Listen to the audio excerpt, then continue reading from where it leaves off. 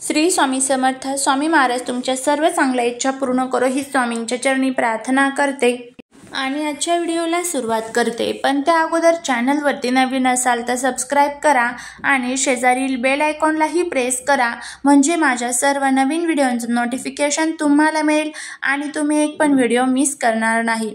उद्या आहे 17 जानेवारी. या दिवशी वार आलेला आहे शुक्रवार आणि या दिवशी आहे वर्षातील पहिलीच संकष्टी चतुर्थी. आपल्यावरती गणपती बाप्पांची कृपा प्राप्त व्हावी, वर्षभर आपल्या घरामध्ये धनधान्याची कमतरता नसावी, आपल्या घरामध्ये कोणत्याही प्रकारचे संकट येऊ नये, त्यासाठी ही जी संकष्टी चतुर्थी आहे तर ती केली जाते. प्रत्येक महिला आपल्या घरामध्ये ही संकष्टी चतुर्थीचं व्रत करत असते. प्रत्येक महिन्यातील कृष्ण आणि शुक्ल पक्षात चतुर्थी तिथी ही गणेशाला समर्पित असते. पौष महिन्यातील ही संकष्टी चतुर्थी तिल संकट या नावाने ओळखली जाते. या दिवशी विधिवत पद्धतीने गणेशाची पूजा आणि व्रत केले जाते. या संकटीला तिळांचा वापर केला जातो, म्हणून हिला तिळातीळ चतुर्थी असे देखील म्हटले जाते. या दिवशी गणपतीसह चंद्र आणि माता संकट यांची पूजा करतात. जो कोणताही व्यक्ती श्री गणेशाची या दिवशी पूजा करतो त्याच्या जीवनातील अनेक संकटे टळतात. आता या संकष्टी चतुर्थीची सुरुवात आहे तर ती कधी होणार आहे त्याबद्दलची माहिती घेऊया. पहाटे 4:06 चतुर्थी तिथीची सुरुवात होणार आहे आणि 18 जानेवारीला सकाळी 8:30 चतुर्थी तिथीची समाप्ती होणार आहे. संकष्टी चतुर्थी तिथीचा जो पूजेचा शुभ मुहूर्त आहे तर तो सकाळी 5:27 ते 6:21 पर्यंत असेल, तर सकाळी 8:34 पासून ते 9:53 पर्यंत शुभ मुहूर्त असेल. चंद्राला या दिवशी आपल्याला अर्घ्य द्यायचा असतो. चंद्रोदय हा रात्री 9:09 असणार आहे. उद्या संकष्टी चतुर्थी तिथीच्या दिवशी आपल्याला आपल्या उंबरठ्यावरती सकाळी ही एक वस्तू ठेवायची आहे. एक वेळेस तुम्ही उपवास नाही केला तरीही चालेल, पण आपल्याला उंबरठ्यावरती ही एक वस्तू ठेवायची आहे, जेणेकरून आपल्या आयुष्यामध्ये कशाचीच कमतरता जाणार नाही, आपल्या आयुष्याचं सोनं झाल्याशिवाय राहणार नाही आणि वर्षभर आपल्या कुटुंबाची, पतीची, मुलांची जोरदार प्रगती होईल. असा हा प्रभावी उपाय आपल्याला उद्या करायचा आहे. गणपती बाप्पा हे विघ्नहर्ता आहेत, संकट मोचन आहेत. गणपती बाप्पांची सेवा, पूजा, प्रार्थना, अर्चना केल्यामुळे जीवनामधील सर्व अडचणी, संकटे दूर होत असतात. तर आता हा उपाय कशा पद्धतीने करायचा आहे त्याबद्दलची संपूर्ण माहिती या आजच्या व्हिडिओमध्ये आपण घेणार आहोत. त्यामुळे जर तुम्हाला हा व्हिडिओ आवडला तर चॅनलला सबस्क्राईब करा, शेजारील बेल आयकॉनलाही प्रेस करा, म्हणजे माझ्या सर्व नवीन व्हिडिओंचं नोटिफिकेशन तुम्हाला मिळेल आणि तुम्ही एक पण व्हिडिओ मिस करणार नाही.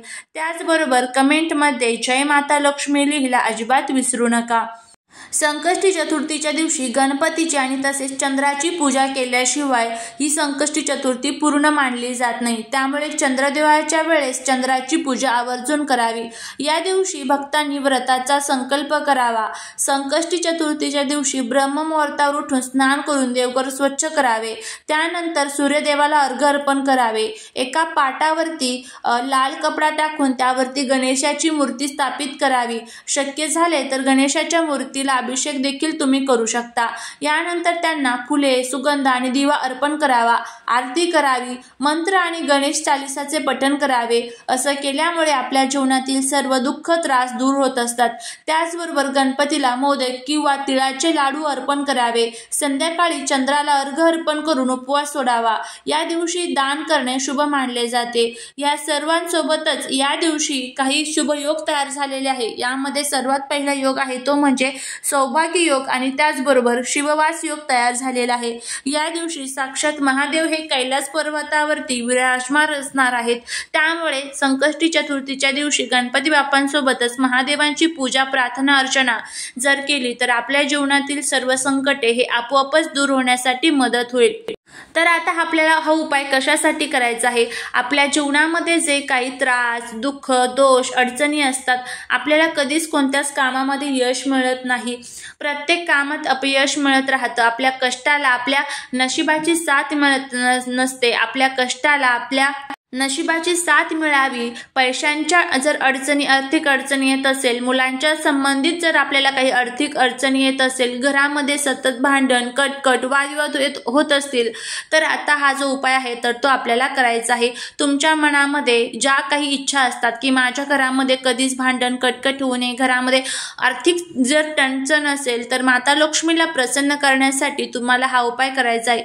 गणपती बाप्पा हे प्रथम पूजनीय आहेत. त्यांची सेवा केल्यामुळे जीवनामध्ये कधीच आर्थिक समस्या येत नाही, त्याचबरोबर घरावरती कधीच कोणत्याच प्रकारचं संकट हे येत नसतं. त्यामुळे हे जे उपाय आहे तर ते तुम्ही आवर्जून करावेत. आता उद्या सकाळी उठल्याबरोबर सर्वात प्रथम तुम्हाला गणपती बाप्पांचं स्मरण करायचं आहे. स्वच्छ आंघोळ झाल्यानंतर आपले जे काही रोजची देवपूजा असेल ती करून घ्यायची आहे आणि त्यानंतर उंबरट्यावरती तुम्हाला हा जो उपाय आहे तर तो करायचा आहे. सर्वात प्रथम एक तांब्याभर पाणी घ्यायचं आहे, त्यामध्ये हळद टाकायची आहे. त्यानंतर तुम्हाला उंबरट्यावरती, उंबरट्याच्या बाहेर हे पाणी तुम्हाला टाकायचं आहे. त्यानंतर आपला उंबरट्याची जी चौकट असते ती व्यवस्थितपणे स्वच्छ धुवून पुसून घ्यायची आहे. त्यानंतर उंबरट्याच्या बाहेरची जागा तुम्हाला स्वच्छ धुवून पुसून घ्यायची आहे. कारण रात्रभर जी नकारात्मकता बाहेर साठलेली असते तर ती स्वच्छ प्रथम करणं तितकंच महत्त्वाचं असतं. हे संपूर्ण झालं की त्यानंतर तुम्हाला उंबरट्यावरती छान हळदीचं लेपन द्यायचं आहे. हळदीचं लेपन कसं द्यायचं, तर आपल्याला थोडीशी हळद घ्यायची आहे, त्यामध्ये तुम्हाला थोडंसं गोमूत्र आणि त्याचबरोबर थोडंसं तुम्हाला गंगाजल टाकायचं आहे आणि हे जे लेपन आहे म्हणजेच याने आपला उंबरटा आपल्याला सारवूनच घ्यायचा आहे असं म्हटलं तरीही चालेल. अशा पद्धतीने आपला उंबरटा आपल्याला लेपून घ्यायचा आहे हळदीने. त्यानंतर आपल्याला हा जो उपाय आहे तर तो करायचा आहे. तर सर्वात प्रथम थोडंसं कुंकू घ्यायचं आहे. कुंकवामध्ये तुम्हाला थोडंसं पाणी मिक्स करायचं आहे, त्यामध्ये तुम्ही थोडीशी हळद सुद्धा टाकू शकता. त्यानंतर आपल्या उंबरट्याचा जो मध्यभाग असतो तर तिथे तुम्हाला सर्वात प्रथम एक स्वास्तिक काढायचं आहे आणि त्यानंतर तुम्हाला तिथे खाली 8 जे कुंकू आपण तयार केलेलं आहे तर त्या कुंकवाच्या सहाय्याने 8 टिंब तुम्हाला द्यायचे आहेत. हे 8 टिंब कोणाचे प्रतीक असणार आहे तर ते अष्टलक्ष्मीचे प्रतीक असणार आहे. अष्टलक्ष्मी कोणकोणत्या आहेत तर आदिलक्ष्मी, धनलक्ष्मी, धान्यलक्ष्मी, संतानलक्ष्मी. तर हे अशा पद्धतीने 8 ज्या अष्टलक्ष्मी आहेत तर त्यांचं स्मरण करत करत तुम्हाला प्रत्येक टिंब द्यायचं आहे. तुम्हाला नावं माहीत नसेल तर तुम्ही गुगलवरती सर्च करा, तुम्हाला ती नावं लगेच मिळून जातील. त्यानंतर तुम्हाला एक छान तुपाचा दिवा प्रज्वलित करून घ्यायचा आहे. त्यामध्ये तुम्हाला थोडीशी हळद टाकायची आहे आणि त्यानंतर हा जो दिवा आहे ह्या दिव्याने तुम्हाला त्या अष्टलक्ष्मीला ओवाळायचा आहे. पहिला जो टिंब आपण दिलेला आहे तिथे तुम्हाला हळदी कुंकू अक्षता अर्पण करायचे, एखादं फूल किंवा फुलाची पाकळी अर्पण करायची आणि त्यानंतर तुम्हाला अष्टलक्ष्मीचं स्मरण करून, त्या देवीचं स्मरण करून त्या दिव्याने ओवाळायचं. असं अष्टलक्ष्मीला तुम्हाला ओवाळायचे, 8 लक्ष्मीला. त्यानंतर तिथे उंबरट्यावरतीच हा जो दिवा आहे तर तो आपल्याला ठेवायचा आहे.